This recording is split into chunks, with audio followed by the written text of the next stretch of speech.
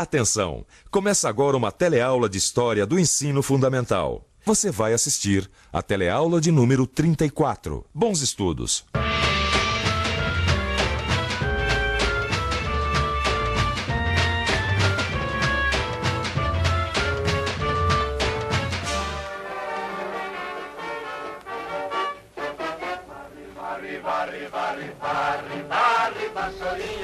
Você se lembra dessa música?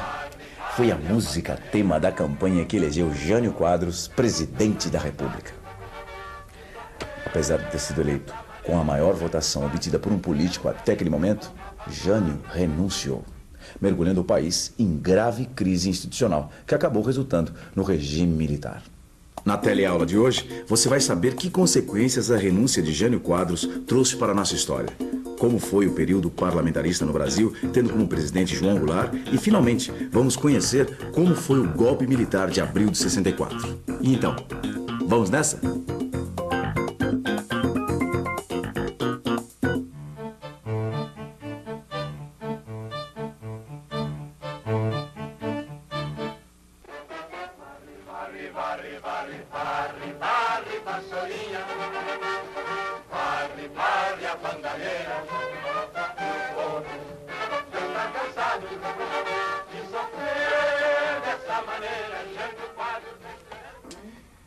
Até hoje, não se sabe ao certo por que é que Jânio renunciou. Mas o que se sabe é que sua curta passagem pela presidência, que não durou mais do que 6 meses, foi tumultuada e cheia de medidas polêmicas, como o restabelecimento de relações diplomáticas com a antiga União Soviética, ou a proibição do maiô nos desfiles de beleza, ou ainda a proibição do biquíni nas praias. Com tanta polêmica, Jânio acabou isolado no poder, sem aliados e sem força no Congresso. Jânio renunciou. Se o presidente renuncia, o que acontece? Segundo a Constituição que vigorava na época, ou seja, a de 46, e sucede-lhe no de vaga o vice-presidente da República, que no caso era João Goulart. Mas será que Jango, como era conhecido vice-presidente, conseguiu assumir? Político de longa carreira e um aliado de Getúlio Vargas, Jango, como era chamado, vinha do PTB e tinha uma forte liderança entre os trabalhadores urbanos. Por sua aproximação com os sindicatos, Jango recebia críticas dos setores mais conservadores da sociedade e também de uma parte das Forças Armadas, que temiam sua aproximação com o comunismo. Esse elemento era muito importante na época, marcada pela Guerra Fria e pela disputa entre Estados Unidos e União Soviética. Quando assumiu a presidência, no dia 7 de setembro de 61, João Goulart era um presidente com poucos poderes. Alguns setores da direita, inclusive parlamentares e ministros militares, tentaram impedir a posse de Jango, mas através de um acordo instauraram o regime parlamentarista, ou seja, Jango era o presidente, mas quem governava de fato era o Congresso através do primeiro-ministro. Neste caso, o mineiro Tancredo Neves. A população não recebeu com bons olhos a introdução do parlamentarismo. Por isso, em janeiro de 63, foi realizado um plebiscito que disse não ao regime parlamentarista. O Brasil voltava a ser presidencialista e tinha como presidente João Goulart. Mas não pense você que Jango fez um governo tranquilo. Ao tentar implementar reformas de base, o presidente enfrentou séria oposição do Congresso, que era contrário a estas reformas. Mas que reformas eram essas? Esse Jango mexeu mesmo no vespeiro. Imagina você que ele criou medidas para conter a remessa de lucro do capital estrangeiro. Ou seja, as multinacionais não poderiam mais levar todo o lucro que fizessem aqui. Agora, dá para imaginar como o governo dos Estados Unidos e as multinacionais ficaram? Ficaram revoltados, é claro. Com isso, Jango ganhou inimigos poderosos. Como se não bastasse, ele ainda criou a SUNAB para controlar o abastecimento e fiscalizar os preços. Assim, também ficaram contra ele os empresários brasileiros. Acuado, Jango resolveu buscar apoio junto à população, incentivando passeatas e manifestações.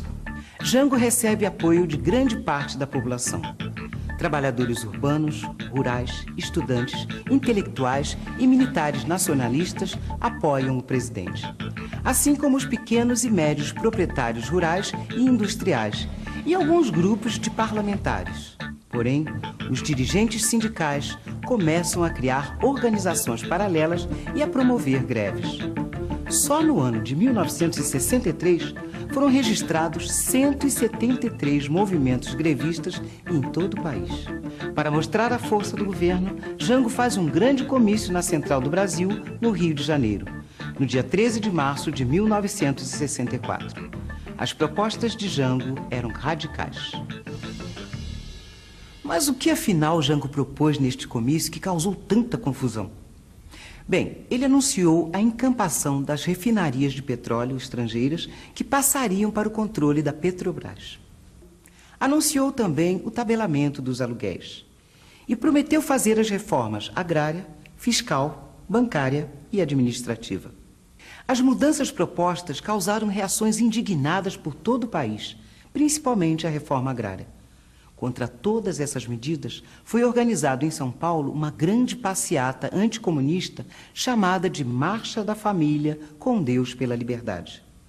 Como nós já vimos, Jango também enfrentava forte oposição de vários outros países, principalmente dos Estados Unidos, igualmente descontentes com os rumos do seu governo. Diante de tanta oposição, aconteceu o que mais se temia. A 31 de março de 1964, Jango é deposto da presidência da República. Apesar dos militares terem liderado o movimento, quem assumiu a presidência foi o presidente da Câmara, o deputado Ranieri Mazzilli, que, na verdade, exercia uma função decorativa, porque quem mandava mesmo eram os militares. Por outro lado, o presidente João Goulart não opôs resistência e se autoexilou no Uruguai. O clima ficou tenso por aqui. E 9 dias depois do golpe, os militares impõem à nação o Ato Institucional número 1.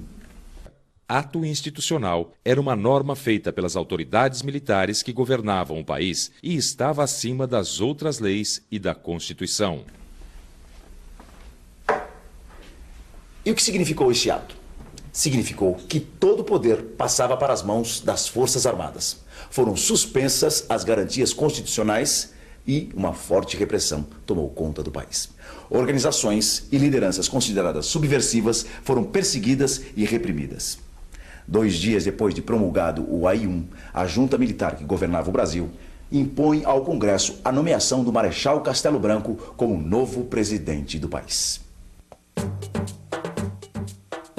Apesar de os militares terem assumido o poder, eles não pensavam todos iguais. 2 grupos disputavam os rumos da chamada Revolução. Os moderados, com aspirações liberais, e os da chamada linha dura, que queriam endurecer cada vez mais o regime. É neste clima que se desenrola o governo do Marechal Castelo Branco. Com as eleições de 1965, o governo militar tem uma grande surpresa. A oposição vence as eleições em estados importantes como Minas e Guanabara. A intenção das autoridades militares de controlar a sociedade levou a novas medidas autoritárias. Nos anos seguintes, os partidos políticos existentes desde 1945 foram dissolvidos e substituídos por 2 partidos: a Aliança Renovadora Nacional, a Arena, que apoiava o regime militar, e o Movimento Democrático Brasileiro, o MDB, de oposição. Uma nova Constituição, promulgada em 1967, centralizou ainda mais o poder na mão das autoridades militares. Muitos cidadãos tiveram seus direitos políticos cassados e a população foi impedida de eleger os governadores estaduais. Aí você vira e pergunta: mas ninguém fez nada contra tudo isso? Ficou todo mundo de bico calado? Bem, até esse momento, os militares tinham muitos aliados civis. Eles realmente acreditavam que os militares ficariam pouco tempo no poder. Mas os fatos indicavam que isto não iria acontecer. Por isso, alguns órgãos de imprensa começaram finalmente a denunciar as perseguições e violências do regime. Mas, aos poucos, esses jornais também começaram a ser censurados. Mas não eram só as leis e a política que viviam grandes transformações com o golpe militar. A economia também se modificava. Combater a inflação e recuperar a confiança dos investidores estrangeiros eram prioridades. Mas, afinal, o que é que o governo militar fez para conseguir esses objetivos? Eles criaram ainda em 64 o Plano de Ação Econômica do Governo, o PAEG, sob responsabilidade dos ministros do Planejamento, Roberto Campos, e da Fazenda, Otávio Gouveia de Bulhões. Basicamente, o plano queria consertar as finanças públicas, incentivar as exportações e a vinda de capitais estrangeiros. O PAEG conseguiu seus objetivos. O déficit público foi reduzido a 1,6% do PIB em 1965. A forte inflação de 1964 tendeu a cair e o PIB voltou a crescer em 1966. Para levar à frente o plano, o governo militar contou com a ajuda dos dólares emprestados junto ao governo norte-americano. Quem saiu perdendo com o PAEG foram os trabalhadores, que tiveram os salários comprimidos por reajustes inferiores à inflação. Foram tomadas medidas destinadas a impedir greves e a facilitar a rotatividade da mão de obra, beneficiando os patrões. Foi criado em 1966 o Fundo de Garantia por Tempo de Serviço, o FGTS. Esta era a situação dos trabalhadores quando o general Costa e Silva tornou-se o segundo presidente do período militar.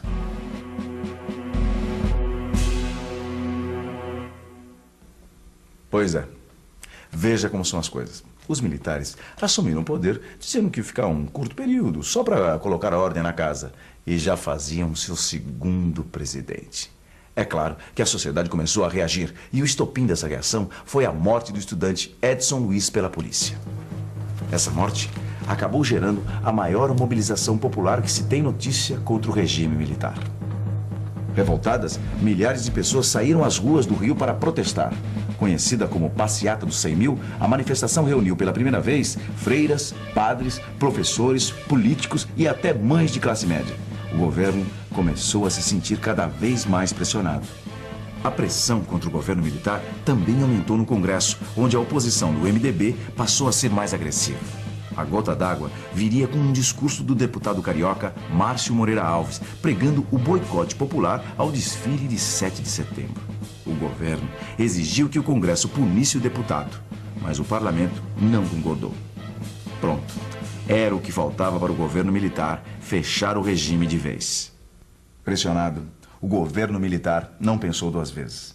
No dia 13 de dezembro de 1968, o ministro da Justiça, Luiz Antônio da Gama e Silva, anuncia para todo o país, numa cadeia de rádio e TV, o Ato Institucional número 5, o AI-5. O AI-5 deu poderes ao presidente da República para fechar o Congresso Nacional e outros órgãos legislativos, além de intervir nos estados e municípios. O presidente podia cassar mandatos de senadores, deputados, vereadores e suspender os direitos políticos de qualquer cidadão. Foi o ato mais autoritário editado durante o regime militar e só foi revogado 10 anos depois.